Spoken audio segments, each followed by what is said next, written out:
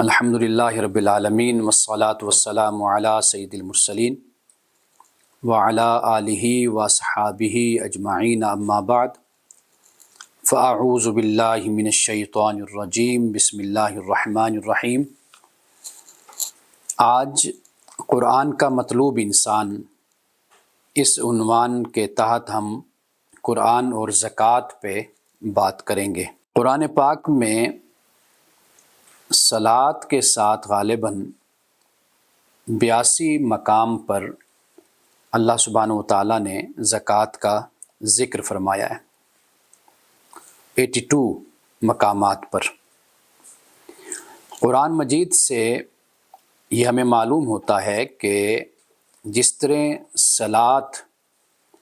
گزشتہ امتوں پر فرض تھی یعنی نماز، اسی طرح زکوٰۃ بھی ان پر فرض تھی، اور یہ صلاۃ اور زکوٰۃ یہ مانوس اور معروف یہ عبادات تھی کہ جو پہلے سے ہی رائج تھی، مروج تھی، اور لوگ امتیں اس پر عمل کرتی آئی ہیں۔ یعنی کہ امت مسلمہ کے لیے، مسلمانوں کے لیے، مومنین کے لیے یہ کوئی نیا حکم یا نئی عبادت نہیں ہے، یہ کسی نہ کسی تصور میں، حیثیت میں، حیت میں یہ پہلی امتوں میں بھی موجود تھے۔ اور یہ معلوم ہوتا ہے کہ وقت گزرنے کے ساتھ ساتھ جو امتیں تھیں وہ اس کی تارک ہو گئیں، یعنی ترک کرنے والی۔ ان کے نزدیک نماز کی بھی کوئی اہمیت نہ رہی اور زکوٰۃ کی بھی کوئی اہمیت نہ رہی۔ نماز اللہ کی بارگاہ میں جھکنا، اللہ کی عبادت، حاضری، حضوری، وہ اس سے بھی محروم ہو گئے۔ اور دوسرا یہ کہ زکوٰۃ ادا کرنے سے بھی وہ غافل ہو گئے۔ اب زکوٰۃ سے غافل ہونا یعنی اس سے مراد یہ ہے کہ اس کے متضاد اگر ہم دیکھیں تو وہ یہ ہے کہ مال کی محبت میں مبتلا ہو جانا، یعنی خرچ کرنے سے بھاگنا اور بخل اور کنجوسی کی عادت اپنا لینا۔ تو یہ معلوم ہوتا ہے کہ اللہ سبحانہ و تعالیٰ نے آغاز میں ہی قوم بنی اسرائیل کا جو ذکر فرمایا ہے اس میں اللہ نے نماز کے قیام کا بھی حکم دیا اور زکوٰۃ کی ادائیگی کا بھی حکم دیا ہے۔ اور آپ یہ دیکھیے کہ اللہ سبحانہ و تعالیٰ فرماتا ہے کہ اے بنی اسرائیل، یاد کرو میری نعمت کو جو میں نے تم پر کی، اور میرے ساتھ جو تم نے عہد کیا تم اس کو پورا کرو، تو میں نے جو تمہارے ساتھ عہد کیا میں وہ پورا کروں گا۔ یعنی کہ تم میرے عہد کو پورا کرو، میں تمہارے عہد کو پورا کروں گا۔ یعنی انحصار اس بات پر ہے کہ پہلے آپ نے جو وعدہ کیا، جو عہد کیا، جو میثاق کیا، اس کو تم لوگ پورا کرو۔ وَإِيَّايَ فَارْهَبُونَ، اور فرمایا کہ مجھ ہی سے ڈرو۔ اب یہاں پر میثاق کی، عہد کی اللہ پاک نے بات بیان فرمائی، اور پھر اس کے بعد فرمایا کہ وَآمِنُوا بِمَا أَنزَلْتُ مُصَدِّقًا لِمَا مَعَكُمْ، ایمان لاؤ اس پہ جو میں نے نازل کیا، جو تصدیق کرنے والا ہے اس کی جو تمہارے پاس ہے، یعنی تورات۔ وَلَا تَكُونُوا أَوَّلَ كَافِرٍ بِهِ، تو اس کے پہلے انکاری مت بنو۔ وَلَا تَشْتَرُوا بِآيَاتِي ثَمَنًا قَلِيلًا، اور جو میری آیات ہیں ان کو کم قیمت پر مت بیچو۔ وَإِيَّايَ فَاتَّقُونِ، اور مجھ ہی کا تقویٰ، میرا ہی تقویٰ اختیار کرو، یعنی مجھ سے ڈرو۔ وَلَا تَلْبِسُوا الْحَقَّ بِالْبَاطِلِ، اور حق کے بارے میں فرمایا کہ جو باطل ہے، جو حق ہے، ان کو آپس میں مت ملاؤ، یعنی صحیح میں غلط کو نہ ملاؤ۔ وَتَكْتُمُوا الْحَقَّ، اور سچ کو نہ چھپاؤ۔ وَأَنْتُمْ تَعْلَمُونَ، حالانکہ تم جانتے ہو۔ وَأَقِيمُوا الصَّلَاةَ وَآتُوا الزَّكَاةَ وَارْكَعُوا مَعَ الرَّاكِعِينَ، نماز قائم کرو، زکوٰۃ ادا کرو، رکوع کرنے والوں کے ساتھ رکوع کرو۔ یعنی آغاز میں اللہ نے جس معاہدے کی بات کی ہے، کووننٹ جس کو خاص طور پر ہم انگلش میں کہتے ہیں، یعنی جو اللہ کے ساتھ عہد ہے، وعدہ ہے، میثاق ہے، اللہ نے پہلے تو اس کا ذکر کیا، اور پھر اس کے بعد اللہ سبحانہ و تعالیٰ نے یہ بتایا کہ وہ جو میثاق ہے، وہ جو عہد ہے، اس میں کیا کیا چیزیں موجود ہیں۔ ایک تو یہ ہے کہ رسول اللہ صلی اللہ علیہ وسلم پر ایمان، کہ آخری زمانے میں آخری نبی آئے گا، اور انبیاء علیہ السلام نے اپنی امتوں کو اس سے آگاہ کیا، بتایا۔ یہ سب کچھ بیان ہوا۔ قرآن کہتا ہے کہ یعرفون کما یعرفون ابناءہم، کہ یہ آپ کو اس طرح پہچانتے ہیں کہ جیسے یہ اپنے بچوں کو پہچانتے ہیں۔ بچوں کے پہچاننے میں کبھی والدین کو غلطی نہیں ہوتی، تو اسی طرح رسول اللہ صلی اللہ علیہ وسلم کی جو ختم نبوت ہے، آپ کی رسالت و نبوت ہے، اس کو بھی پہچاننے میں ان کو غلطی نہیں ہونی چاہیے، نہیں لگنی چاہیے۔ کیوں؟ اس لیے کہ اللہ کے جو احکام ہیں، جو اللہ کی جو خبریں ہیں، جو اللہ نے ان تک پیغمبروں کے ذریعے سے پہنچائیں، ان خبروں میں سے ایک خبر یہ بھی ہے کہ رسول اللہ صلی اللہ علیہ وسلم نے آنا ہے، اور ان کے زمانے کو جو بھی پائے وہ اس پر ایمان لائے، آپ علیہ الصلوۃ والسلام کو اللہ کا نبی اور رسول مانے۔ تو یہاں پہ اسی بات کو بیان کیا، اور یہ جو کردار ہے کہ اللہ کی آیات کو کم قیمت پر بیچنا، یعنی اس سے مراد یہ ہے کہ جو اللہ نے تورات میں بیان کیا ہے اور تمہیں بھی معلوم ہے، تو اس میں تحریف کیوں کرتے ہو؟ اسے مسخ کیوں کرتے ہو، اس حکم کو، اس خبر کو؟ اور پھر فرمایا کہ وَلَا تَلْبِسُوا الْحَقَّ بِالْبَاطِلِ، حق کو باطل کے ساتھ بھی نہ ملاؤ اور حق کو چھپاؤ بھی نہیں۔ حق کا جو جب لفظ استعمال کیا جاتا ہے، اس سے مراد ہوتی ہے کہ مطابقت اور ہم آہنگی، یعنی ایسے واقعہ کے ساتھ، ایسی حقیقت کے ساتھ کہ جس میں کوئی شک نہیں ہے۔ اللہ سبحانہ و تعالیٰ کو حق کہا جاتا ہے،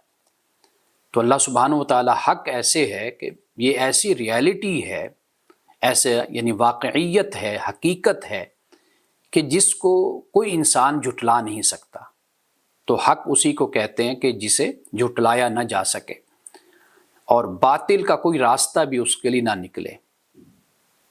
تو حق اور باطل کو اسی لیے مقابلے میں بیان کیا جاتا ہے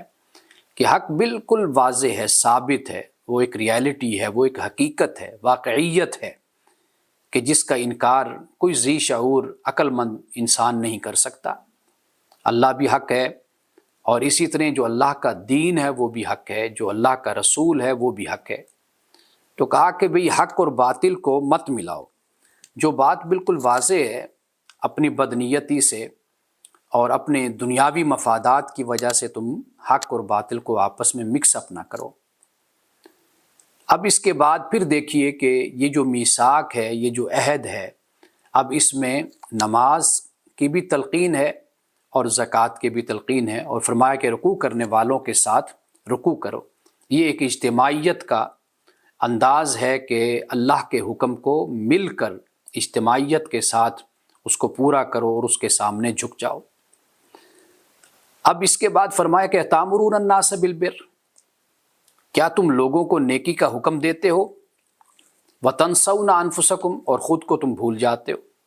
وَأَنْتُمْ تَتْلُونَ الْكِتَابَ، حالانکہ تم کتاب کی تلاوت کرتے ہو، أَفَلَا تَعْقِلُونَ، کیا تمہیں عقل نہیں ہے، کیا تمہیں سمجھ نہیں ہے؟ اب یہ وہ باتیں بیان ہو رہی ہیں کہ در حقیقت جو عہد ہے، میثاق ہے،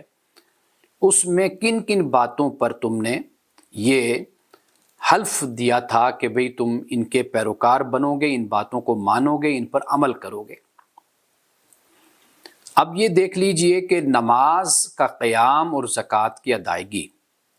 یہ اللہ نے حکم دیا، اور یہ بنی اسرائیل کو، تورات کے ماننے والوں کو اللہ نے یہ پہلے سے حکم دیا تھا۔ تو اس لیے زکوٰۃ کا جو لفظ ہے یا اصطلاح ہے، یہ مانوس اصطلاح ہے، یعنی اس بارے میں ہم ہرگز یہ ایسی بات نہیں کہہ سکتے کہ جی یہ لوگ جانتے نہیں تھے۔ لوگوں کو معلوم تھا کہ زکوٰۃ کیا ہے، نماز کا بھی پتہ تھا کہ نماز کیا ہے۔ تو اس لیے سب سے پہلے جو قوم بے عملی اختیار کرتی ہے، اللہ کے کلام سے، اللہ کی کتاب سے دور ہوتی ہے، تو وہ یہ دو کام کرتی ہے۔ ایک تو نماز اس کی زندگی سے نکل جاتی ہے، نماز کی اہمیت نہیں رہتی۔ جب نماز کی اہمیت نہیں رہتی پھر خدا کا خوف نہیں رہتا، اور پھر انسان کی جو زندگی ہے معاشرتی طور پر وہ پھر غلط راستے پر چل پڑتی۔ اور دوسری بات زکوٰۃ ہے کہ جب زکوٰۃ کی ادائیگی رہی، اس میں بدنیتی ہے، تو معاشی طور پر جو پھر مسائل پیدا ہوتے ہیں وہ بالکل ویسی صورتحال بن جاتی ہے کہ جیسے ہماری ہے۔ اب اس کے بعد اللہ سبحانہ و تعالیٰ نے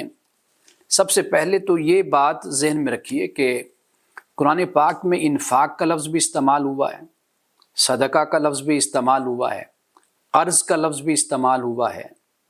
زکوٰۃ کا لفظ بھی استعمال ہوا ہے۔ اب یہ جو صدقات ہیں یہ اسی کا ایک پہلو زکوٰۃ بھی ہو جاتا ہے، اور اسی طرح انفاق ہے۔ یعنی انفاق فی سبیل اللہ جب کہا جاتا ہے تو اس سے مراد یہ ہے کہ زکوٰۃ تو ہے فرض، یا صدقہ آپ کہہ لیجئے، وہ تو ہے فرض اور لازم، یعنی جو صاحب استطاعت ہے اور جو صاحب نصاب ہے تو اس پر تو لازم ہے، لیکن ضروری نہیں ہے کہ صرف وہی شخص دے، یا وہی شخص بس اتنا ہی دے دے کہ جو اس پر فرض اور لازم ہے۔ تو دونوں کے لیے پھر یہ بات ہے کہ بھائی آپ اپنی ہمت، اپنی وسعت کے مطابق معاشرے کی بہتری کے لیے، اللہ کے دین کے لیے خرچ کرتے رہتے ہیں، دیتے رہتے ہیں۔ اب اس میں انفاق بھی ہے۔ اور وہ جو قرض کی بات ہے وہ در حقیقت جب کوئی ایمرجنسی نافذ ہوتی تھی،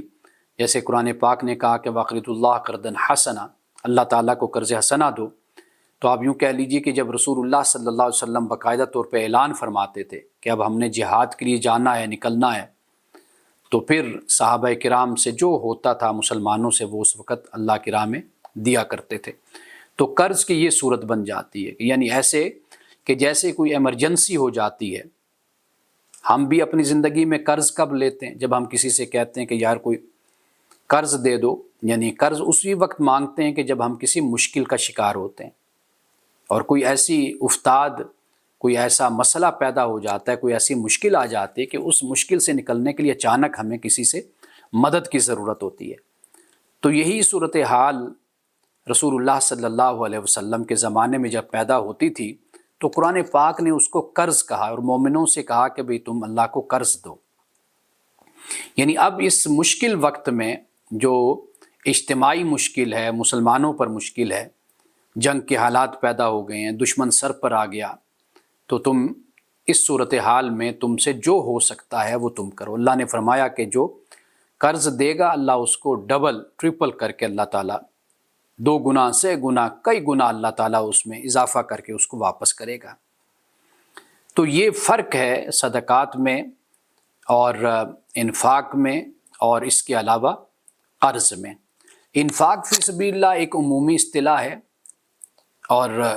یہ شخص کے جو زکوٰۃ دیتا ہے یا جو زکوٰۃ نہیں دے سکتا، ان دونوں کے لیے ہے کہ جتنی ہمت جس سے ہو سکتی ہے۔ اور پھر یہ کہ قرآن پاک نے جو اسلوب اور جو انداز اس حوالے سے اختیار فرمایا ہے، وہ اسلوب اور وہ انداز یہ ہے کہ قرآن پاک نے کہا وَمِمَّا رَزَقْنَاهُمْ يُنْفِقُونَ، اور اس سے جو ہم نے دیا وہ خرچ کرتے ہیں۔ اب اللہ تعالیٰ نے انسان کو بہت کچھ دیا ہوا ہے، یعنی مال کے علاوہ بھی ہے، انسان کے پاس صلاحیت ہے، وقت ہے، طاقت ہے، قوت ہے، اور بہت کچھ ہے جو اللہ نے انسان کو دیا، تو گویا کہ اس میں سے خرچ کرتا ہے۔ ایک تو انفاق فی سبیل اللہ یہ ہو گیا کہ جو مال کو خرچ کرتا ہے، ایک یہ ہے کہ انسان کے پاس اگر مال نہیں ہے تو وقت تو ہے اس کے پاس علم بھی ہے، اس کے پاس صلاحیت بھی ہے، تو وہ اس کو خرچ کرے گا۔ تو لہٰذا انفاق یہ اپنے اندر عموم رکھتا ہے، یہ لفظ، یعنی اس میں سب کچھ شامل ہو جاتا ہے۔ وہ شخص کے جو زکوٰۃ دیتا ہے وہ یہ نہ سمجھے کہ بس میں نے اب زکوٰۃ دے دی، اب میری ذمہ داری ختم ہو گئی، نہیں، اس نے زکوٰۃ ادا کر دی، لیکن باقی معاملات میں بھی اخلاقی طور پر جب وہ معاشرے کو دیکھتا ہے تو پھر اس پر یہ ضروری ہوتا ہے کہ وہ اللہ کی راہ میں خرچ کرے۔ تو صرف یہ نہیں کہ زکوٰۃ کے بعد بس وہ آنکھیں بند کر کے بیٹھ جائے، تو معاشرے میں جب اس کو غربت اور افلاس نظر آتا ہے تو وہ پھر وہ خرچ کرتا ہے۔ تو اسی طریقے سے وہ شخص کے جو زکوٰۃ کا اہل تو نہیں ہے لیکن وہ انفاق کا تو اہل ہے، تو وہاں سے جو اس کو ملتا ہے وہ اس کو خرچ کرے۔ اب اس کے بعد سورۃ البقرہ میں اللہ سبحانہ و تعالیٰ نے بہت ہی 2-3 رکوع انفاق پر نازل فرمائے ہیں، اور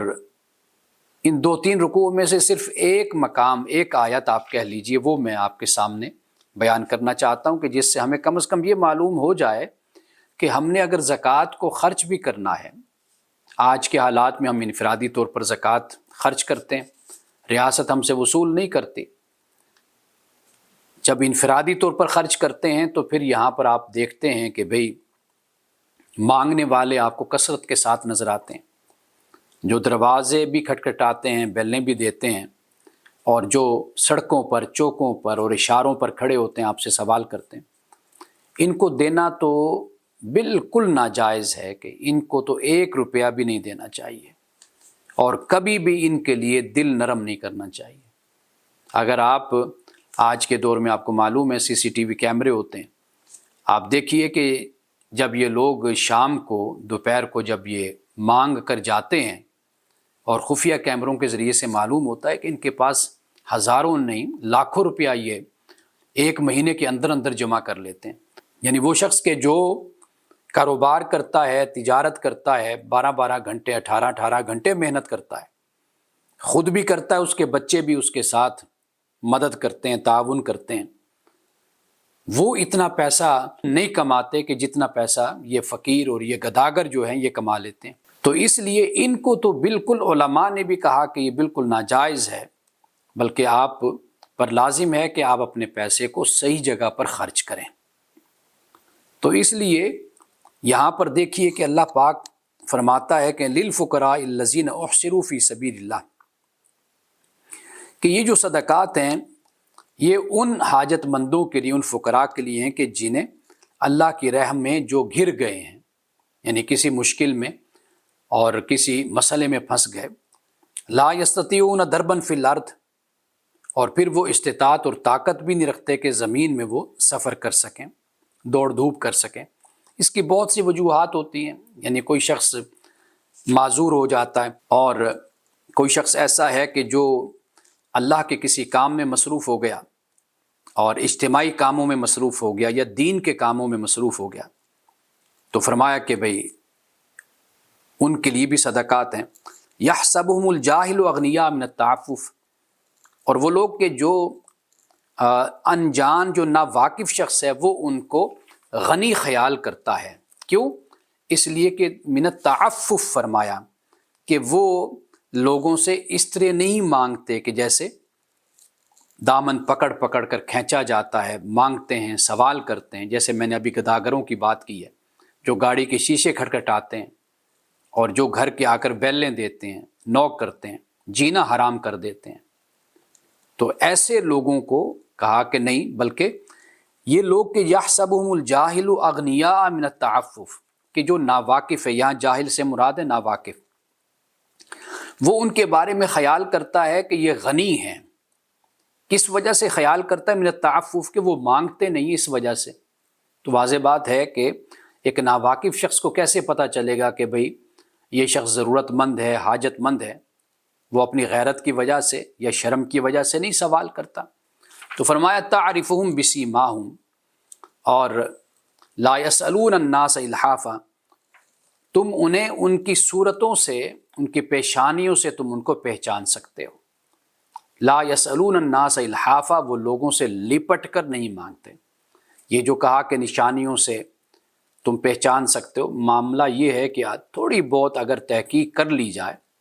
صورتحال کا جائزہ لیا جائے، تو پتہ چل جاتا ہے کہ کون ضرورت مند ہے اور کون ضرورت مند نہیں ہے۔ تو کہا کہ بھئی ان کی خوبی یہ ہے کہ یہ لوگوں سے لپٹ کر نہیں مانگتے۔ تو جب لپٹ کر نہیں مانگتے تو واضح بات ہے کہ پھر ان کے بارے میں پتہ نہیں چلتا، اور اس کے مقابل میں وہ لوگ ہیں کہ جو لپٹ کر مانگتے ہیں، آپ کے دامن کو پکڑ لیں گے، کپڑوں کو پکڑ لیں گے آپ کے، اور آپ کے سامنے نفسیاتی ایسے حربے استعمال کریں گے کہ آپ کا دل پسیج جائے گا، آپ نرم پڑ جائیں گے، آپ جیب میں سے کچھ نہ کچھ نکال کر دے دیں گے۔ خاص طور پر ہماری جو خواتین ہیں، وہ اس معاملے میں بہت نرم دل ہوتی ہیں، ان کے سامنے جو بھی آئے تو وہ کہتے ہیں کہ اس کو خالی نہیں بھیجنا، اس کو دینا ہے۔ لیکن یہ معلوم نہیں ہوتا کہ بھئی ایک حدیث کے مطابق، میں شاید وہ حدیث بیان کروں گا، کہ اگر ایک شخص اسراف کر رہا ہے نا، تو رسول اللہ نے فرمایا کہ گویا کہ وہ کوئی کسی ضروری کام پر خرچ کرنے سے رک گیا ہے، یعنی وہ ادھر جب خرچ کر رہا ہے تو واضح بات ہے کہ کوئی فرض، کوئی ذمہ داری اس نے چھوڑ دی اور یہاں پر اپنے مال کو اس نے خرچ کر دیا، یا یہاں پر خرچ کرنے کی وجہ سے کوئی ذمہ داری اس سے رہ جائے گی۔ تو اس لیے جب ہم کسی ناحق کو یہ چیز دیتے ہیں، یہ صدقہ یا زکوٰۃ یا خیرات یا جو بھی لفظ دے دیں، اور یہ بھی یاد رکھیے کہ یہ کوئی حقیر چیز نہیں ہوتی۔ ہمارے ہاں صدقہ بولا جاتا ہے، جی ہم صدقہ دیتے ہیں، تو صدقہ در حقیقت یہی ہے کہ اپنے کسی بھائی کی، بہن کی مدد کرنا ہے، آپ اللہ کی راہ میں خرچ کرتے ہیں۔ یہ ہرگز نعوذ باللہ اس کا کوئی تصور یہ نہیں ہے کہ آپ اپنی مصیبت کو ٹالنے کے لیے دوسرے کو کسی مصیبت میں ڈال دیتے ہیں، یا آپ دوسرے کو حقیر سمجھتے ہیں، یا وہ مال آپ حقیر سمجھتے ہیں کہ چلو یہ جو کمی کمین ہے ان کے سپرد کر دیا جائے، غریبوں کو دے دیا جائے۔ تو یہ تصور بالکل غلط ہے۔ رسول اللہ صلی اللہ علیہ وسلم نے فرمایا کہ جس کو تم زکوٰۃ دیتے ہو تمہیں اس کا احسان مند ہونا چاہیے کہ اس نے تمہاری زکوٰۃ کو قبول کیا۔ تو یہ وہ چیز ہے کہ یہ جو ایک کمپلیکس ہوتا ہے، سپریورٹی کمپلیکس یا احساس برتری، یہ نہیں ہونا چاہیے،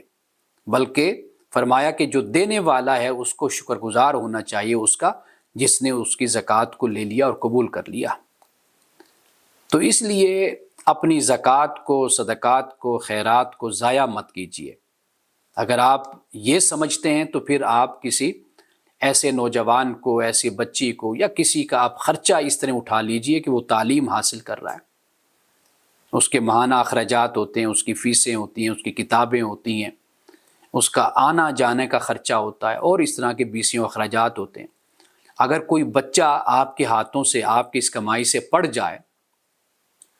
اور وہ پاکستان کا معاشرے کا ایک مفید شہری بن جائیں، یقین کیجیے یہ صدقہ جاریہ ہے۔ ہم دنیا سے بھی چلے جائیں گے، یہ ایسا پودا ہے، ایسا درخت یہ بنے گا کہ جس کے سائے میں لوگ آ کر بیٹھیں گے، مستفید ہوں گے۔ تو یہ جو پیسہ ضائع کرنا ہے، اور یہی جو بھکاری گداگر ہیں، آپ دیکھیے کہ ایک کیس اس طرح کا سامنے آیا تھا کہ وہ نوٹ ہی جمع کرتا رہا اپنے پاس، اور جب وہ مرا یا ویسے اس سے جب برآمد ہوا تو وہ سارے نوٹ گل چکے تھے، ضائع ہو چکے تھے، لاکھوں کروڑوں روپیہ اسی طرح ضائع ہو جاتا ہے۔ تو وہ تو اس لیے سنبھال کے لالچ میں رکھتے ہیں کہ بھئی پتہ نہیں وہ کب وقت آئے گا جس کو خرچ کرنا ہوتا ہے۔ یہ بھی انسان کی ایک عجیب سی سائیکی ہے، نفسیات ہے، کہ وہ اس برے وقت کے انتظار میں رہتا ہے کہ جب میں اس کو خرچ کروں گا۔ ایک حد تک تو عقل مندی اور جسے ہم کہتے ہیں پسنداز ضرور کرنا چاہیے انسان کو آنے والے وقت کے لیے۔ مثلا آنے والے وقت میں کہ بچے کا بڑا خرچہ ہوتا ہے، اس کی تعلیم کا، اس کی فیسوں کا، اس نے آگے کسی جگہ پہنچنا ہوتا ہے، تو اس کے لیے تو آپ پسنداز کر لیتے ہیں، یا اپنی کسی ایسی ضرورت کے لیے، یا بچوں کی شادی کے لیے آپ رکھ لیتے ہیں کہ بھئی یہ یہاں پر ہم خرچ کریں گے، اور اس وقت آپ کے پاس اتنا ممکن ہے ہو نہ ہو۔ چلیں یہ تو بات تو سمجھ آتی ہے۔ تو لیکن یہ جو صورتحال ہے کہ پیسوں کو ویسے جوڑتے رہنا، جیسے میں نے گداگروں کی بات کی ہے، تو اس کی تو اسلام میں کوئی گنجائش نہیں ہے۔ تو لہٰذا آپ اس بات کی کوشش کیجئے کہ آپ کے صدقات، آپ کے خیرات، آپ کا انفاق یہ صحیح جگہ پر خرچ ہو۔ ایک بچہ اگر یا کوئی بچی پڑھ کر کسی مقام تک پہنچ جائے، آپ سوچ بھی نہیں سکتے کہ خدا کے ہاں اس کا کتنا اجر و ثواب ہے، اور دوسری طرف آپ اشاروں پر کھڑے ہوئے ان گداگروں کو دے دیتے ہیں، وہ پیسہ ضائع ہو گیا۔ وہ ایک تو وہ حق نہیں رکھتے اس بات کا، تو اس لیے بھی پیسہ ضائع ہو گیا۔ تو لہٰذا ایسے موقعوں پر جو دل کا نرم ہونا ہے، ذرا اپنے آپ کو قابو میں رکھا کریں، خاص طور پر خواتین، کہ وہ ایسے موقعوں پر ہرگز 1 روپیہ بھی نہ دیں۔ تو یہ سب لوگ، آپ کے گھر میں کوئی کام کرنے والی ہے تو آپ اس کو کتنا دیتے ہوں گے؟ 5,000 دیتے ہیں، 10,000 دیتے ہیں، 15 یا 20,000۔ عام طور پر محلوں میں، علاقوں میں اسی طرح چلتا ہے معاملہ۔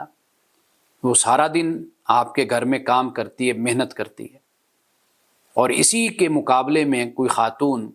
کوئی عورت جا کر اشارے پر کھڑی ہو جائے وہ 10,000 ایک دن میں کما کر آ جائے گی، بلکہ اس سے بھی زیادہ کما لیتی ہے۔ تو لہٰذا یہ بھی ایک ہمارے ہاں ایک عجیب سوچ ہے کہ ہم جو حقدار ہے، جو مزدور ہے، جو ملازم ہے، ملازمہ ہے، اس کو تو اس کا حق نہیں دیں گے، لیکن ہم خود غیر ارادی طور پر ہم گداگری کو، بھیکاری پن کو ہم خود اپریشیٹ کرتے ہیں، یعنی اس کی حوصلہ افزائی ہم کر رہے ہوتے ہیں غیر شعوری طور پر آپ کہہ لیجئے، اس لیے کہ ادھر جو ایک شخص کھڑا ہوا ہے وہ مہینے کے لاکھوں کا مال ہے، جو بیچارہ محنت مزدوری کر کے اور حلال اور جائز روزی کماتا ہے، وہ بیچارہ تنگ دست رہتا ہے۔ مزدور کے ساتھ تو طے کیا جاتا ہے کہ ہم طے کرتے ہیں کہ تمہیں اتنی مزدوری دیں گے، اور اس کے ساتھ جھگڑا بھی کرتے ہیں، سب کچھ کرتے ہیں، اور پیسے بھی لوگوں کے دبا لیتے ہیں، لیکن جب ہم نے کہیں صدقہ اور خیرات کرنی ہو تو پھر آپ دیکھیے کہ پھر ہم حاتم طائی بن جاتے ہیں۔ یہ جو سائیکی اور یہ جو انداز اور طریقہ ہے، یہ اسلام میں بالکل پسندیدہ نہیں ہے، مطلوب نہیں ہے۔ یہ طریقہ یہی ہے کہ جو محنت اور مزدوری کرتا ہے اس کا حق اس کو دو، پسینہ خشک ہونے سے پہلے اس کو اس کا حق ملنا چاہیے۔ اسلام اس بات کی تلقین کرتا ہے۔ باقی یہ جو مانگنے والے لوگ ہیں، رسول اللہ صلی اللہ علیہ وسلم کے پاس اسی طرح ایک صاحب آئے تھے، لیکن آپ نے ان کو، آپ کو معلوم ہے، ان کو رسی دی، آپ نے کلہاڑا دیا، بلکہ انہی کو فرمایا کہ تمہارے پاس کوئی چیز ہے تو وہ لے کر آؤ، اور فرمایا کہ اس کو بیچو جا کر۔ کوئی برتن تھے یا کچھ اس طرح کی کوئی چیز تھی تو انہوں نے بیچی جا کر، پھر جو قیمت ملی اس سے فرمایا کہ تم کلہاڑا خریدو اور ساتھ رسی خریدو، فرمایا جاؤ جنگل میں جا کر لکڑی کاٹو اور پھر لکڑیاں جا کر بیچو اور کھاؤ روٹی۔ یا آپ نے فرمایا کہ جو مانگنے والے ان کی پیشانی پر قیامت کے دن نشان ہوگا، پتہ چل جائے گا یہ بھیکاری ہے، یہ گداگر ہے، مانگنے والا ہے۔ تو لہٰذا یہ ہم ایسے لوگوں کو ہرگز اپریشیٹ نہ کریں، ان کی حوصلہ افزائی نہ کریں۔ بالکل 1 روپیہ بھی جب بھی آپ کی نیت بنے کہ میں دوں، تو پھر اپنے سامنے اپنے ڈرائیور کو رکھیں، اپنے گھر میں کام کرنے والوں کو رکھیں، دوسرے لوگوں کو اپنے ذہن میں رکھیں کہ یہ لوگ ہیں، ان کا زیادہ حق آپ پر بنتا ہے، تو باہر خرچ کرنے کے بجائے ان کا حق ہے، ان کو دیں۔ اور اسی طرح رشتہ داروں کا بھی حق ہے۔ رسول اللہ صلی اللہ علیہ وسلم نے اس بات کی بھی بڑی تلقین فرمائی ہے کہ رشتہ دار سب سے پہلے رشتہ دار ہوتے ہیں، اور قرآن پاک بھی جب ہم پڑھتے ہیں تو اس میں بھی سب سے پہلے رشتہ داروں کا، ذوی القربیٰ کا ذکر آتا ہے۔ مفسرین نے بیان کیا ہے کہ یہ رشتہ داروں کو سب سے پہلے اللہ پاک نے کیوں بیان کیا؟ وہ کہتے ہیں اس لیے کہ رشتہ داروں سے ہی انسان کے ایک جیلسی ہوتی ہے، ایک انسان کی دوری ہوتی ہے، یعنی ویسے تو رشتہ دار ہے، ملنا جلنا تو ہوتا ہے، لیکن اس دوری کی بنیاد پر یا اس جیلسی کی بنیاد پر انسان اپنے رشتہ داروں کو نہیں دیتا۔ تو قرآن پاک نے پہلے ذوی القربیٰ کا ذکر کیا تاکہ اس بات کی نفی کر دی جائے اور یہ بتا دیا جائے کہ تمہارے زکوٰۃ کا، تمہارے خیرات کا، صدقات کا، انفاق کا، یہ لفظ ہمارے ہاں بدنام ہے۔ جب یہ میں بولتا ہوں تو ہمارے ذہنوں میں ایک منفی تاثر پیدا ہوتا ہے کہ یہ کیا رشتہ داروں کو بھی صدقہ دے دیں ہم؟ بھئی یہ صدقہ وہ نہیں ہے جو ہمارے ہاں رائج اور ہم نے جو سوچا ہوا ہے۔ اس صدقے سے مراد انفاق ہے، خرچ کرنا ہے، اللہ کی راہ میں دینا ہے۔ یہ مختلف اصطلاحات ہیں، ٹرمنالوجیز ہیں جو قرآن پاک نے بیان کی ہیں۔ مقصد یہی ہے کہ بھئی اللہ کی راہ میں خرچ کرنا ہے۔ یہ کوئی میل کچیل نہیں ہے، اور یہ کوئی ایسی وبا یا کوئی ایسا وبال یا کوئی ایسی مصیبت نہیں جو دوسرے کے سر پہ چڑھ جاتی ہے، آپ سے ٹل جاتی ہے۔ تو یہ خرچ کرنا ہے، یعنی ہمدردی ہے، احساس ہے اپنے رشتہ داروں کا، اپنے بہن بھائیوں کا، اور اپنے بڑوں کا، چھوٹوں کا۔ یہ وہ احساس ہے کہ آپ اگر استطاعت اس کی رکھتے ہیں تو آپ ان پر ضرور خرچ کریں، ان کو آپ دیں۔ اب دیکھیے کہ سورۃ التوبہ میں اللہ سبحانہ و تعالیٰ نے خاص طور پر، چونکہ اب معاملہ یہ تھا کہ کفار کو تو الٹیمیٹم دے دیا گیا 4 مہینے کا، اب اس کے بعد کہا کہ یا تو پھر راستہ یہ ہے کہ تم اسلام قبول کر لو گے، یا پھر یہ ہے کہ خاتمہ کر دیا جائے گا۔ اور مغلوبیت کا جو لفظ قرآن پاک نے استعمال کیا، ذلہ کا، کہ اس کے بعد تم مغلوب ہو جاؤ گے۔ اب یہاں پر بھی اقامت الصلاۃ اور ایتاء الزکوٰۃ کا ذکر کیا. کیوں؟ اس لیے کہ یہ اللہ سبحانہ و تعالیٰ جنہیں اقتدار دیتا ہے اپنے بندوں کو، اپنے بندوں میں سے جن کو اقتدار دیتا ہے، تو وہ پھر کیا کرتے ہیں؟ وہ نماز قائم کرتے ہیں، زکوٰۃ کو قائم کرتے ہیں. یہ قرآن پاک نے بیان کیا. وہ ممکن ہے آگے جا کر ہم اس کو دیکھیں. تو اب یہاں پر فرمایا کہ فَإِذَا انْسَلَخَ الْأَشْهُرُ الْحُرُمُ، پھر جب حرمت والے مہینے گزر جائیں تو فرمایا فَاقْتُلُوا الْمُشْرِكِينَ، مشرکین کو قتل کر دو. حَيْثُ وَجَدْتُمُوهُمْ، جہاں تم ان کو پاؤ. وَخُذُوهُمْ، ان کو پکڑو. وَاحْصُرُوهُمْ، اور ان کو گھیرو. وَاقْعُدُوا لَهُمْ كُلَّ مَرْصَدٍ، اور فرمایا کہ ہر جگہ ان کی گھات میں بیٹھو. اب یہ مشرک کون ہیں؟ جنہوں نے ناک میں دم کر کے رکھ دیا مسلمانوں کی، جنہوں نے یہود کے ساتھ، نصارہ کے ساتھ، منافقین کے ساتھ جنہوں نے سازشی کنسپائریسی پلان بنائے مسلمانوں کے خلاف، مسلمانوں کو ختم کرنے کے لیے. مکہ میں اتنی مشکل نہیں تھی جتنی مشکل مدینہ میں تھی. مکہ میں تو ایک ہی دشمن تھا نا، لیکن مدینہ میں آپ دیکھ لیجئے کہ کتنے دشمن پیدا ہو گئے. ایک تو خود آستین کے سانپ بن گئے منافقین، ان سے ٹکراؤ، ان کا خاتمہ. اور پھر یہ جو کفار و مشرکین تھے ان کو دعوت دیتے تھے منافقین، اور کفار و مشرکین نے اپنے جاسوس مدینہ میں چھوڑے ہوئے تھے. تو یہ صورتحال تھی. لوگ اس پر بھی اعتراض کرتے ہیں کہ اللہ نے قرآن میں کہا، دیکھیں جی کہ بھئی ان کو، مشرکین کو قتل کر دو جہاں تم ان کو پاؤ، اور اتنا سخت حکم ان کے لیے دیا. اور کچھ ہمارے اپنے نادان مسلمان ان آیات کو کفار غیر مسلموں کے خلاف بیان کرتے ہیں، حالانکہ یہ جنگی حالات ہیں. یہاں پر جو دشمن ہے وہ واضح دشمن بن کر سامنے آ کر لڑ رہا ہے. تو یہ ان کے لیے اللہ پاک نے فرمایا. اور پھر فرمایا فَإِن تَابُوا، پھر اگر وہ توبہ کر لیں، وَأَقَامُوا الصَّلَاةَ، نماز کو قائم کریں، وَآتَوُا الزَّكَاةَ، زکوٰۃ کو ادا کریں، تو فرمایا کہ فَخَلُّوا سَبِيلَهُمْ، پھر ان کے راستے کو چھوڑ دو. اب یہ علامت ہے اس بات کی کہ اگر ایک توبہ کرتا ہے، یعنی اپنے گناہوں سے، اپنے ماضی سے اور اپنی شرپسندیوں سے توبہ کرتا ہے، اب اس کا اظہار کیسے معلوم ہوگا کہ واقعی اس نے توبہ کر لی یا ایمان لے آیا؟ تو فرمایا وَأَقَامُوا الصَّلَاةَ، نماز وہ قائم کریں اور زکوٰۃ ادا کریں، تو پھر ان کو چھوڑ دو. یہ ایک مسلمان کی، ایک مومن کی یہ سب سے بڑی علامت ہوتی ہے، جہاں سے پتہ چلتا ہے کہ یہ واقعی اس نے دل سے یہ ایمان لایا ہے یا دل سے ایمان نہیں لایا. یہ وہی بات ہوگی جب ہم نے ایمان پر گفتگو کی تھی، تو حقیقت یہی ہے کہ ایمان کا ثبوت عمل سے ہے. وہ ایمان کس فائدے کا کہ جو انسان کے اعمال اور انسان کے کردار کو بھی نہ بدلے، نہ تبدیل کرے. تو فائدہ تو ایمان لانے کا یہی ہے نا کہ انسان کا جو معاملہ ہے زندگی کا، معاشرتی، سیاسی، سماجی، اقتصادی، اس میں ایک انقلاب اور تبدیلی آ جائے. اللہ کے حکم کے تابع انسان اپنے آپ کو کر لے. ادھر کہتا ہے میں مومن ہوں، ادھر اس کے عمل سے ثابت نہیں ہوتا، تو وہ کیسا مومن ہے؟ تو یہاں پر دیکھیے کہ فرمایا کہ اگر یہ توبہ کر لیں، نماز قائم کریں، زکوٰۃ ادا کریں، تو پھر ان کے راستے کو چھوڑ دو. اب اس کے علاوہ ایک اور مقام پر اسی صورت میں، چونکہ اس صورت میں کئی جگہوں پر اللہ تعالیٰ نے بیان فرمایا ہے، اور اس طرح بیان کیا کہ انسان کی روح بھی کانپ اٹھتی ہے کہ کس طرح مال کو جمع کرنا اور مال کو جوڑنا یہ کتنا خدا کی طرف سے یہ کتنا عذاب کا باعث بنتا ہے، جبکہ معاشرہ بھوکا اور ننگا ہو. اب دیکھیے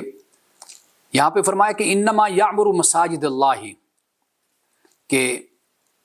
اس میں کوئی شک نہیں اللہ کی مسجدوں کو جو آباد کرتے ہیں وہ کون لوگ ہیں؟ من آمن باللہ والیوم الآخر، جو اللہ اور یوم آخرت پر ایمان لائے، واقام الصلاۃ وآت الزکاۃ، اور نماز کو قائم کرے اور زکوٰۃ ادا کرے، اور ولم یخش الا اللہ، تو فرمایا کہ اللہ کے سوا کسی سے نہ ڈرے. یہ در حقیقت جو مسجدوں کو آباد کرنے والے، تو یہ ایمان باللہ، یوم آخرت، نماز کا قیام، زکوٰۃ کی ادائیگی. صرف یہ نہیں کہ مسجدوں کو آباد کرتے ہیں بس نماز پڑھتے ہیں، بلکہ آخرت اور اللہ پر ایمان بھی رکھتے ہیں اور زکوٰۃ بھی ادا کرتے ہیں، زکوٰۃ خور نہیں ہوتے. اب یہاں پر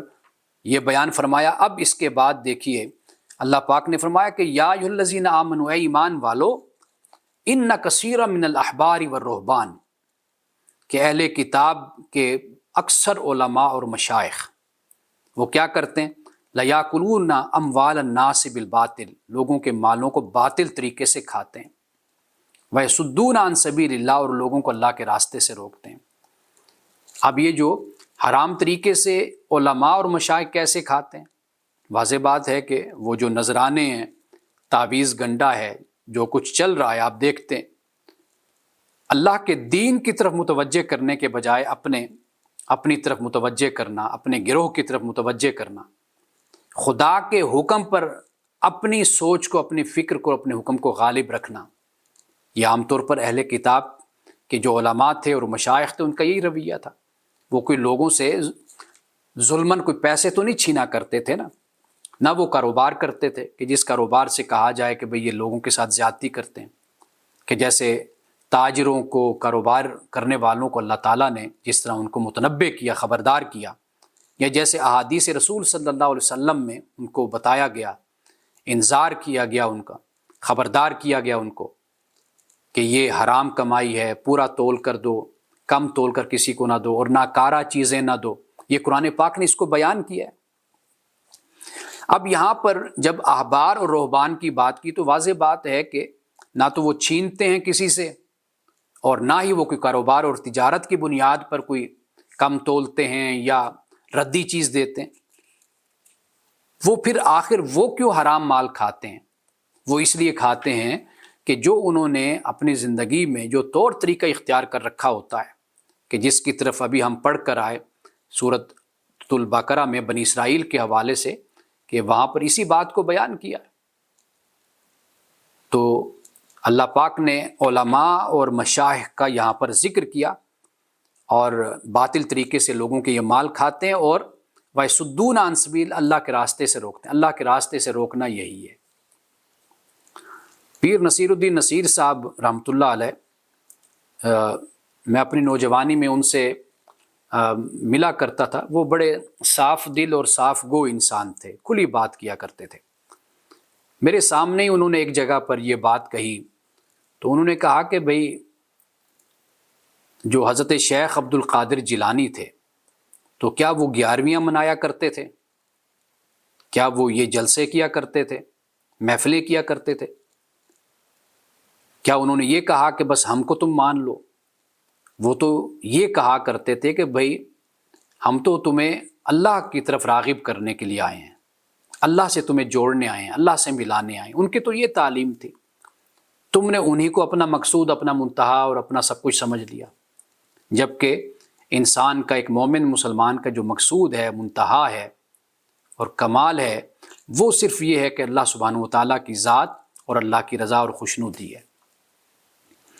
جو اصل بزرگ ہیں، نیک لوگ ہیں، وہ اسی بات کی تعلیم دیتے ہیں. وہ اپنے آپ کو نہیں پیش کرتے کہ ہم ہیں، ہمیں تم مانو، ہمیں تسلیم کرو. اور یہ جو آپ نذرانوں کا جو ماحول آپ دیکھتے ہیں، تو یہ سارا پیسہ جو بھی ریونیو اکٹھا ہوتا ہے، آپ دیکھیے کہ اس پر کوئی بھی نہ ٹیکس ہے، اور پتہ بھی نہیں کہ یہ پیسہ آیا کہ ریاست کے اجتماعی کاموں میں خرچ ہوتا ہے، فلاح میں خرچ ہوتا ہے، یا یہ خاص جیبوں میں چلا جاتا ہے. تو یہ وہ بات ہے کہ جس کو یہاں پر قرآن پاک بیان کر رہا ہے. آگے فرمایا والذین یکنزون الذھب والفضۃ، پہلے تو بات ہوگی نا احبار و رہبان کی، علماء اور مشائخ کی. اب فرمایا کہ جو جمع کرتے ہیں ذھب، سونے کو، والفضۃ، چاندی کو، ولا ينفقون فی سبیل اللہ، اور اسے اللہ کی راہ میں خرچ نہیں کرتے. فبشرہم بعذاب علیم، فرمایا کہ ان کو دردناک عذاب کی بشارت دے دو.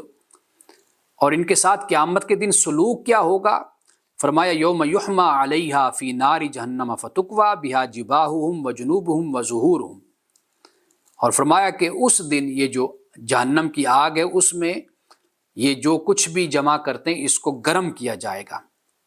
اور گرم کر کے پھر فتکوی بہا جباہہم وجنوبہم وظہورہم،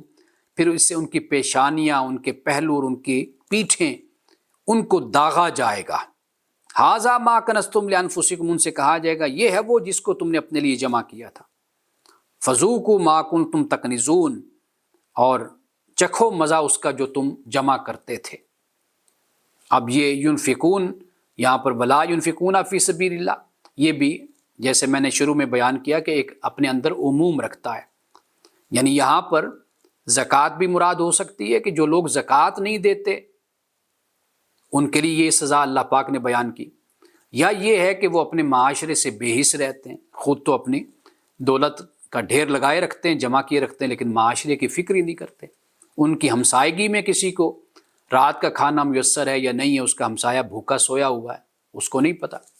لیکن وہ اپنی عیاشی میں اور اپنے مزے میں وہ رہ رہا ہے۔ تو یہ اس طرح اس بات کو سمجھنا چاہیے کہ ایک مسلمان کبھی بھی اپنے معاشرے سے بیگانہ نہیں ہو سکتا، بے حس نہیں ہو سکتا،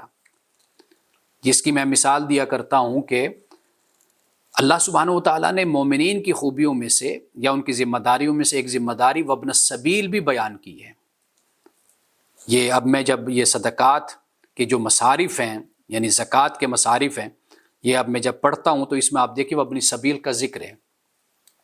قرآن پاک میں اور کئی مقام پر اس کا ذکر ہے، آیت بر جو ہم پڑھتے ہیں اس میں بھی وابن السبیل کا ذکر ہے، یعنی مسافر۔ یعنی مسافر دیکھیے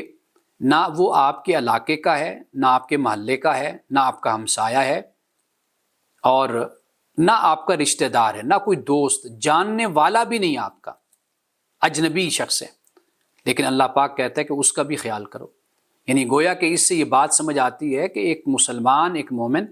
اپنے معاشرے سے بے خبر نہیں ہو سکتا، بے حس نہیں ہو سکتا۔ وہ یہ دیکھے جی یہ آ گیا ہے، کوئی اجنبی ہے، میں کیوں اس کو کچھ کھانے کے لیے دوں، میں کیوں اس کا خیال کروں، اور یہ کون سی میری ذمہ داری ہے؟ تو اللہ پاک کہتے ہیں نہیں، کوئی شخص بھی تمہارے معاشرے میں ہے وہ تمہاری ذمہ داری ہے، تم اس کا خیال کرو۔ تو اس حد تک ہمیں اللہ سبحانہ و تعالیٰ یہ ذمہ داری ہمارے سپرد کرتا ہے، یعنی کوئی شخص بھی اس سے غافل نہیں ہو سکتا، جو بھی اس سے ہوتا ہے ہو سکتا ہے وہ معاشرے میں کنٹریبیوٹ کرے۔ اب دیکھیے فرمایا کہ انما الصدقات للفقراء والمساکین والعاملین علیہا، کہ اس میں کوئی شک نہیں کہ جو صدقات ہیں، زکوٰۃ ہے، یہ فقراء کے لیے ہے اور مساکین کے لیے۔ فقراء کی جو تعریف کی جاتی ہے وہ یہ ہے کہ جس کے پاس کچھ نہیں ہوتا، نہ مال نہ کسب، کچھ بھی نہیں ہے، اور مساکین سے مراد یہ ہے کہ جسے پوری نہیں پڑتی، اس کی ضرورت زیادہ ہے، محنت تو کرتا ہے بیچارہ، کوشش بھی کرتا ہے تو لیکن اس کو پوری نہیں پڑتی۔ جیسے ایک شخص تنخواہ دار ہے یا وہ کوئی کام کرتا ہے بیچارہ، لیکن صبح سے نکلتا ہے رات تک گھر واپس آتا ہے، لیکن مہینے کے بعد جب دیکھتے ہیں تو گھر کے اخراجات ہی پورے نہیں ہوتے، تو یہ فقیر، اس کو مسکین کہا گیا۔ اور اس کے اپوزٹ بھی لوگوں نے تعریف کی ہے، یعنی فقراء سے مراد وہ لیا کہ جس کو پوری نہیں پڑتی، اور مساکین سے مراد لیا کہ جس کے پاس کچھ بھی نہیں ہوتا، نہ مال نہ کسب۔ یہ مختلف تعریفات، لیکن بہرحال یہ طے شدہ بات ہے کہ یہ جب دو لفظ استعمال ہوتے ہیں تو اس سے مراد یہی ہوتا ہے۔ اب ایک وہ طبقہ کہ جس کے پاس کچھ نہیں ہے، ایک وہ طبقہ کہ ہے تو صحیح لیکن ان کو پوری نہیں پڑتی۔ اب وہ کرتے کیا ہیں؟ لا یسألون الناس الحافا من التعفف یحسبهم الجاہل اغنیاء من التعفف، کہ جو ناواقف ہے وہ یہ سمجھتا ہے کہ یہ غنی ہے، کیوں؟ وہ مانگتے نہیں ہیں اور وہ دامن نہیں پکڑ لیتے، پکڑ کر سوال نہیں کرتے، اس لیے لوگوں کو پتہ نہیں چلتا۔ ہمارے ہاں بھی یہی رویہ اختیار کیا جاتا ہے۔ ہم دیکھتے ہیں کہ اس کے پاس موٹر بائک ہے یا اس کے پاس سائیکل ہے یا کوئی سواری ہے اس کے پاس، یا اس کے گھر میں کوئی دو چار پنکھے لگے ہوئے ہیں۔ ایک سکول ہے، بلکہ اسکولوں میں یہ طریقہ ہے کہ وہ کہتے ہیں کہ جی ہم اس بچے کی فیس کو ہاف کریں گے کہ جن کے گھر میں یو پی ایس بھی نہیں ہوگا، جن کے گھر میں سائیکل نہیں ہوگی، ہم ان کی فیس کو معاف کریں گے۔ یعنی یہ عجیب قسم کا کرائیٹیریا ہم نے بنایا ہوا ہے۔ اب ایک شخص ہے، ممکن ہے اس کے گھر میں یہ سہولت میسر ہو، ممکن ہے اس کے گھر میں پنکھے لگے ہوئے ہوں، تو اب یہ معیار تو نہیں ہے کہ اگر وہ کسی اچھے اسکول میں یا درمیانے اسکول میں اپنے بچے کو تعلیم دلوا رہا ہے، بچوں کو، وہ فیس مرتے کچھ کیا کرے، وہ بیچارہ وہ فیس ادا کرتا ہے، یہ الگ بات کہ 5-10 دن کے بعد 15 دن کے بعد اس کے گھر میں فاقے ہوں یا اس کے گھر میں کھانے کے لیے تنگ دستی ہو، یہ الگ معاملہ ہے۔ ہم یہ سمجھتے ہیں چونکہ بچے یہاں پڑھ رہے ہیں اور اس کے علاوہ یہ کہ اس کے گھر میں UPS لگا ہوا ہے تو لہٰذا اس کو ہم زکوٰۃ نہیں دے سکتے یا ہم اس پر ویسے خرچ نہیں کر سکتے، تو یہ تصور بالکل غلط ہے۔ اب یہ دیکھیے کہ فرمایا کہ فقراء اور مساکین، یہاں اللہ تعالیٰ نے کوئی فرق نہیں بیان کیا کہ ہم یہ کہیں کہ یہ مسکین جو ہے وہ مسلمان ہو یا غیر مسلم ہو، فقیر مسلمان ہو یا غیر مسلم ہو، یہاں پر صرف یہ فرمایا کہ للفقراء والمساکین، یہ جو زکوٰۃ ہے یہ فقراء کے لیے اور مساکین کے لیے ہے۔ والعاملین علیہا، اور جو کارکن ہیں اس زکوٰۃ کے، یعنی جو پورے ریاستی نظم کو چلانے والے ہیں، امام رازی نے اسی بات کو ہی بیان کیا کہ جو پورے ریاستی نظم چلتا ہے، والعاملین علیہا کے جو الفاظ ہیں نا وہ اسی پر دلیل بنتے ہیں۔ یہ نہیں کہا کہ جو صدقہ اور زکوٰۃ کو تقسیم کرنے والے ہیں، عاملین علیہا فرمایا کہ جو اس پر عمل کرنے والے ہیں، یہ پھر پورا ایک ڈھانچہ جو ریاست کا اور اجتماعی جو ایک نظم ہوتا ہے، ضبط ہوتا ہے، نظام ہوتا ہے، وہ اس میں شامل ہو جاتا ہے۔ والمؤلفۃ قلوبہم، اور جو جن کی تالیف قلب مطلوب ہوتی ہے، یعنی اس کے بہت سے راستے بنتے ہیں کہ کوئی غیر مسلم ہے اس کو دین کے لیے آپ دیتے ہیں کہ وہ دین کی طرف راغب ہو جاتا ہے۔ ایک وہ ہے کہ جو نو مسلم ہے دین پر پختہ رکھنے کے لیے اس کو دیا جاتا ہے، یا اس کے علاوہ دوسری صورتیں جو بنتی ہیں ان کے لیے یہ والمؤلفۃ القلوب ہے۔ وفی الرقاب، اور گردنیں چھڑانے کے لیے، یعنی وفی الرقاب جن کی گردنیں پھنسی ہوئی، جیسے مقروض جن کو کہا جاتا ہے، یا غلامی اس زمانے میں تھی، یہ فرمایا۔ اور فرمایا والغارمین وفی سبیل اللہ وابن السبیل، اور جو تاوان بھرنے والے ہیں جن پر کوئی اس طرح کی ذمہ داری ہے، وفی سبیل اللہ، اور اللہ کی راہ میں، وابن السبیل، اور مسافر۔ اور فی سبیل اللہ کی اصطلاح بھی ایسی ہے کہ یعنی کوئی جہاد پر ہے، کوئی علم کے راستے میں ہے، جو اپنا وقت نکال نہیں سکتا کہ وہ کوئی کاروبار کرے، کوئی تجارت کرے، پھر یہ معاشرتی ذمہ داری اجتماعی طور پر ہو جاتی ہے کہ ایسے شخص کو سپورٹ کیا جائے کہ جو بیٹھ کر اپنا کام توجہ کے ساتھ کر سکے۔ وہ علم کا کام ہے، وہ تعلیم کا کام ہے، وہ پڑھنے کا کام ہے، پڑھانے کا کام ہے، ایسے تصنیف و تالیف کا کام ہے، طلباء کی تعلیم کا ہے، جیسے پہلے میں نے بیان کیا، یہ سب اس میں شامل ہو جاتے ہیں۔ فریدۃ من اللہ، فرمائے کہ یہ ایک فریضہ ہے اللہ کی طرف سے، واللہ علیم حکیم، اور اللہ تعالیٰ حکمت والا، جاننے والا ہے۔ اب یہ جو ابھی رقاب کا میں نے آپ کو بتایا، اب رقاب میں تو یعنی جیسے میں نے پہلے بتایا کہ غلاموں کی آزادی کا معاملہ ہوتا ہے، یا میرے ابھی ذہن میں آیا کہ جیسے پاکستان میں ہوتا ہے کہ بھئی عید سے پہلے اگر کئی ایسے قیدی ہوتے ہیں کہ جن کے پاس پیسہ نہیں ہوتا، یعنی اگر ان کے پاس 2-4 لاکھ روپیہ ہو تو وہ ادا کر کے اپنے آپ کو آزاد کروا سکتے ہیں، ایک خاص اماؤنٹ ہوتی ہے۔ تو اگر کوئی رمضان کے دنوں میں یا ویسے کسی اسیر کو، کیونکہ زکوٰۃ ضروری نہیں ہے کہ رمضان میں دی جائے، یہ کوئی فرض نہیں ہے، یہ صرف اس لیے ہے کہ چونکہ رمضان میں رغبت ہے اس کی طرف اور اس کا ثواب زیادہ ہے، تو لہٰذا اس لیے لوگ زیادہ کوشش یہی کرتے ہیں کہ رمضان میں ہم دیں، اس لیے کہ نفلی جو عبادت ہے اس کا ثواب بھی فرض کے برابر ہو جاتا ہے، جو فرض ہے اس کا ثواب آپ اندازہ کریں کہ کتنا زیادہ ہوگا۔ تو اس شوق کی وجہ سے لوگ رمضان میں زکوٰۃ دیتے ہیں، باقی اس کے علاوہ کوئی اور وجہ نہیں ہے۔ تو لہٰذا رکاب سے مراد غلامی سے آزادی ہے جو اب نہیں ہے۔ دوسری صورت یہ بن جاتی ہے کہ جیسے قیدی اور اسیر ہوتے ہیں، اور یہ جو غارمین ہیں یہ اصل میں یہ مقروض ہیں، یا وہ لوگ کہ جن پر ضمانت کا کوئی بار ہوتا ہے، کوئی بوجھ ہوتا ہے کہ انہوں نے کسی کی ضمانت دی یا ان کے ذمے وہ جسے چٹی کہتے ہیں ان کے گلے پڑ جاتی ہے، ان پر پڑ جاتی ہے، کہ جیسے مثال کے طور پر کسی نے کہا کہ بھئی آپ میری ضمانت دے دیں، یا کسی نے کہا کہ بھئی آپ ضمانت دے دیں تو میں اس کو پیسہ اتنا دے دیتا ہوں، تو ان کا ٹھیک ہے، آپ میری طرف سے یہ میں ضمانت دیتا ہوں کہ اگر یہ نہیں دے گا تو واضح بات ہے کہ پھر میں ادا کروں گا، یعنی ضمانت ہوتی یہی ہے۔ اب وہ صاحب بھاگ گئے 1-2 لاکھ روپیہ لے کر، جتنے بھی پیسے، اب ان بیچاروں پر چٹی آ گئی۔ اب یہاں پر یہ صورت ہے کہ وہ قرض یعنی جو زکوٰۃ ہے اس میں سے اس ذمہ داری کو بھی ادا کیا جا سکتا ہے۔ تو یہ کل 8 مصارف آپ کہہ لیجیے جو یہاں پر بیان کیے گئے۔ اب اس کے بعد سورۃ التوبہ میں ہی اللہ سبحانہ و تعالیٰ نے یہ رسول اللہ صلی اللہ علیہ وسلم سے یہ فرمایا کہ خذ من اموالہم صدقۃ، کہ آپ ان کے مالوں سے صدقہ لیجئے یعنی زکوٰۃ، اور تطہرہم، آپ ان کو پاک کیجئے، وتزکیہم، ان کا تزکیہ کیجئے، وصلی علیہم، اور ان کے لیے آپ دعا بھی کیجئے۔ کیوں؟ اس لیے کہ ان صلاتک سکن لہم، کہ اے نبی صلی اللہ علیہ وسلم بے شک آپ کی جو دعا ہے ان کے لیے تسکین کا باعث بنتی ہے، ان کے لیے اطمینان کا باعث بنتی جب آپ اللہ کی بارگاہ میں ان کے لیے دعا کرتے ہیں۔ واللہ سمیع علیم، اللہ تعالیٰ سننے والا اور جاننے والا ہے۔ اس لیے زکوٰۃ کا جو ایک مطلب تو ہوتا ہے نا کہ پاکیزہ کرنا، یعنی زکوٰۃ جب ہم دیتے ہیں تو مال کہتے ہیں پاکیزہ، یعنی اس سے مراد یہ ہے کہ اب وہ مال آپ کے لیے اچھا ہو گیا، کیوں؟ اس میں جو حق تھا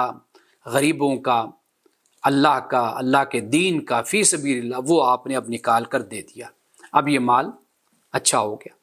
اب ایک اور مطلب ہوتا ہے کہ نشوونما پانا، یعنی اس میں اللہ تعالیٰ پھر برکت پیدا کر دیتا ہے کہ جب آپ اس مال سے زکوٰۃ دیتے ہیں، یعنی انسان اس پر پریشان نہ ہو کہ میں نے خرچ کیا 1000 میں سے میں نے اگر 100 روپیہ دے دیا تو اب میرے پاس 900 روپے رہ گئے باقی، تو وہ اس بات پر پریشان ہو، تو اللہ پاک کہتے ہیں یہ محق اللہ الربا ویربی الصدقات، یہ جو تم زکوٰۃ، خیرات اور انفاق کرتے ہو، اللہ فرماتا ہے کہ میں اس کو بڑھاتا ہوں، یہ بڑھتا ہے، یہ کم نہیں ہوتا۔ تو لہٰذا یہ پریشانی بالکل نہیں ہونی چاہیے کہ اللہ کی راہ میں خرچ کرنے سے کوئی غریب ہوتا ہے یا کوئی تنگ دست ہوتا ہے، ایسا نہیں۔ جو خرچ کرنے والے ہم نے دیکھا ہے کہ ان کا دسترخوان اور وسیع ہوتا ہے۔ حضرت اسماء کے بارے میں یہ آتا ہے کہ وہ ان کو رسول اللہ نے فرمایا کہ وہ گن گن کر دیتی تھی، اور آپ نے یہ فرمایا کہ اے اسماء کہ جب تم اللہ کی راہ میں جتنے دو گے اللہ تعالیٰ آپ کو ویسے ہی دے گا، تو اپنے دسترخوان کو وسیع کرو، یہ رسول اللہ صلی اللہ علیہ وسلم نے فرمایا۔ اب چند حدیثیں اس حوالے سے، حدیثیں کہہ لیجئے، صحابہ کے آثار کہہ لیجئے،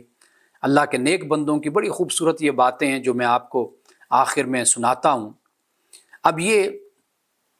کہ حضرت عمر رضی اللہ تعالیٰ عنہ نے ابو عبیدہ بن جراح سے کوئی سرکاری کام لیا، اور اس کے بعد ان کے پاس 1000 دینار بھیجے۔ ابو عبیدہ نے اس کو واپس کر دیا اور کہا، فرمایا کہ اے عمر بن الخطاب، یہ کام میں نے تمہارے لیے نہیں کیا تھا، میں نے اس کو اللہ کے لیے کیا تھا، اس لیے میں اس بارے میں کچھ نہ لوں گا۔ حضرت عمر رضی اللہ تعالیٰ عنہ نے فرمایا کہ رسول اللہ صلی اللہ علیہ وسلم نے ہم کو کام پر بھیجا اور ہم کو عطیات دیے، تو ہم کو اس کے لینے میں کراہت ہوئی، تو رسول اللہ نے فرمایا تم لوگوں کو لینا چاہیے، اور فرمایا کہ اے انسان، اے آدمی، یعنی ابو عبیدہ کو مخاطب کر کے فرمایا کہ اس کو قبول کر اور اس کے ذریعے سے اپنے دین اور اپنی دنیا میں مدد حاصل کر، یعنی مال سے دین اور دنیا میں مدد یہ حاصل کرو، یعنی کہ دین کو اپنے بہتر بنا لو مال کے ذریعے سے، اور دنیا کو بہتر کر لو مال کے ذریعے سے۔ یہ حقیر چیز نہیں ہے کہ اس کو اٹھا کے یوں پھینک دو، بلکہ اگر کوئی عطیات آتے ہیں، یعنی کوئی آپ سے محبت کرتا ہے، آپ کی خدمت کرتا ہے، تو حضرت عمر رضی اللہ تعالیٰ عنہ نے فرمایا کہ ابو عبیدہ ابن جراح ایسے، اے آدمی اس کو قبول کر اور اس کے ذریعے سے اپنے دین اور اپنی دنیا میں مدد حاصل کر۔ یعنی یہ جو حضرت عمر رضی اللہ تعالیٰ عنہ نے ان کی خدمت میں بھیجا 1000 دینار اور کوئی سرکاری کام ان سے لیا، تو چونکہ پہلے تو کوئی طے نہیں کیا گیا تھا کہ اس کا یہ معاوضہ ہوگا، تو لہٰذا حضرت عمر نے اپنی خوشی کے ساتھ ان کے لیے یہ بھیجا۔ اب یہ دیکھیے، فرمایا کہ حضرت ابو ہریرہ کی روایت ہے کہ رسول اللہ نے فرمایا کہ اے محمد کی امت، یا امت محمدن، اے محمد کی امت، اس ذات کی قسم جس نے مجھے حق کے ساتھ بھیجا ہے، اس آدمی سے اللہ کوئی صدقہ قبول نہیں کرے گا جس کے ضرورت مند رشتہ دار ہوں۔ یعنی قرآن پاک کی روشنی میں نے آپ کو بتایا،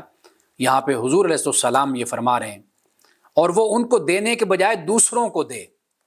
اپنے بہن بھائی رشتہ دار، وہ بیچارے تو تنگ دست ہیں، مشکل میں ہیں، بھائی اپنا مشکل میں ہوتا ہے، لوگوں کو دیکھا ہے کہ وہ باہر خرچ کر رہے ہوتے ہیں۔ تو یہاں پر رسول اللہ نے فرمایا کہ اللہ ایسے صدقے کو قبول نہیں کرتا کہ جو اپنے ضرورت مند رشتہ داروں کو چھوڑ کر دوسروں پر جا کر خرچ کرتا ہے۔ اور یہ بھی فرمایا، دیکھیے کہ وہ جو بات میں نے آپ کو بتائی، تو فرمایا کہ میں نے جب بھی کسی اسراف کو دیکھا، یعنی فضول خرچی کرتے ہوئے دیکھا کسی کو، تو میں نے پایا کہ اس کے پاس ایک حق کو ضائع کر دیا گیا تھا۔ یعنی جب بھی آدمی کسی غیر ضروری مصرف میں اپنا پیسہ برباد کرتا ہے تو وہ ہمیشہ اس قیمت پر ہوتا ہے کہ کسی ضروری مد میں پیسہ نہ خرچ کیا گیا۔ یعنی ایک شخص ہے کہ جو بڑی عیاشی کی زندگی گزار رہا ہے، لیکن آپ دیکھیے کہ وہ سارا پیسہ سب کچھ اپنے اوپر ہی لگا رہا ہے، لیکن جو اس کے رشتہ دار ہیں، بہن بھائی ہیں، آس پاس کے ماحول میں جو رہنے والے لوگ ہیں، وہ بیچارے تنگ دست اور پریشان ہوتے ہیں، لیکن اس کی بڑی شاہانہ زندگی ہے۔ تو یہ اس بات کو یہاں پر بیان فرمایا۔ حضرت عدی بن حاتم کہتے ہیں کہ میں نے رسول اللہ صلی اللہ علیہ وسلم کو یہ کہتے ہوئے سنا کہ آگ سے بچو، اتقوا النار ولو بشق تمرہ، خواہ کھجور کے ایک ٹکڑے کے ذریعے کیوں نہ بچو، اور جو یہ بھی نہ پائے تو ایک پاکیزہ بات کے ذریعے سے، مسلمان کے لیے ایک مسلمان ایک پاکیزہ بات کے ذریعے سے، یعنی مطلب یہ ہے کہ بھئی اگر تمہارے پاس پیسہ نہیں ہے تو کہ تم ایک کھجور، یعنی اتنے تنگ دست ہو کہ تمہارے پاس کھجور کا ایک ٹکڑا بھی نہیں ہے، تو پھر کم از کم فرمایا کہ فَمَن لَّمْ يَجِدْ فَبِكَلِمَةٍ طَيِّبَةٍ، تو پھر کم از کم اچھی بات تو منہ سے نکال سکتے ہو نا، تو چلو اچھی بات ہی منہ سے نکالو۔ اور اسی طرح حضرت عبداللہ بن عمر سے یہ روایت ہے، سے نقل ہے، فرماتے ہیں کہ ہمارے اوپر ایسا زمانہ گزرا ہے کہ ہم میں سے کوئی شخص نہ تھا جو اپنے بھائی کے مقابلے میں اپنے آپ کو درہم و دینار کا زیادہ مستحق سمجھتا ہو، اور اب میں ایسے زمانے میں ہوں کہ درہم و دینار ہمارے لیے اپنے بھائی سے زیادہ محبوب ہو گئے ہیں۔ پہلے یہ تھا کہ بھائی کو ترجیح دی جاتی تھی درہم و دینار پر، اب درہم و دینار کو بھائی پر ترجیح دی جاتی۔ اور اسی طرح ہشام بن عروہ اپنے والد سے روایت کرتے ہیں کہ جب ابو بکر رضی اللہ تعالیٰ عنہ ایمان لائے تو ان کے پاس 40,000 درہم تھے، اور انہوں نے یہ پورا کا پورا اپنا مال اللہ کے راہ میں خرچ کر دیا۔ تو رسول اللہ نے اس لیے فرمایا کہ کسی شخص کے مال نے مجھ کو اتنا فائدہ نہیں پہنچایا کہ جتنا ابو بکر کے مال نے مجھے فائدہ پہنچایا ہے۔ ابو بکر کے مال نے جتنا مجھے فائدہ پہنچایا کسی کے مال نے نہیں پہنچایا۔ اب خوشحالی کو بھی رسول اللہ نے آزمائش فرمایا، بلکہ سخت آزمائش فرمایا میں تمہارے بارے میں خوشحالی کے فتنے سے زیادہ ڈرتا ہوں بنسبت تنگحالی کے فتنے کے۔ تم تنگ دستی کے فتنے میں مبتلا کیے گئے اور تم نے صبر کیا، اور فرمایا کہ